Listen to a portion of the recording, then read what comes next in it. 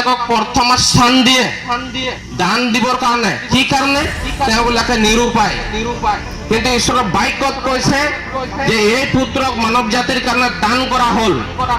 আপুনি আৰু মই দুখীয়া নেকি যে জগতক দান কৰা হ'ল?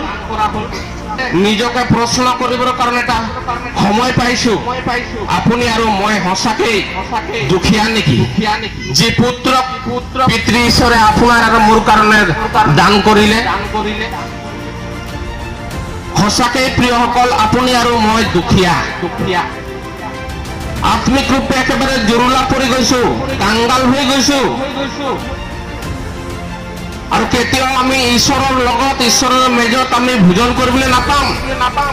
কাৰণ আমাৰ লগত যি সম্বন্ধ ঈশ্বৰৰ লগত আছিলে, আমাৰ সম্বন্ধবিলাক ইতিপূৰ্বে শয়তানৰ প্ৰলোভনত পৰি মানৱ জাতিয়ে সম্বন্ধ নাইকিয়া কৰিলে আৰু নিজৰ গাত পাপ চেকা লগালে।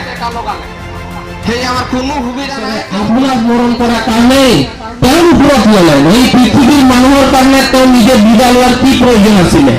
পৃথিৱীৰ মানুহৰ কাৰণে তেওঁ নিজৰ ওপৰত ইমান চাবকৰ কোব খাবলৈ কি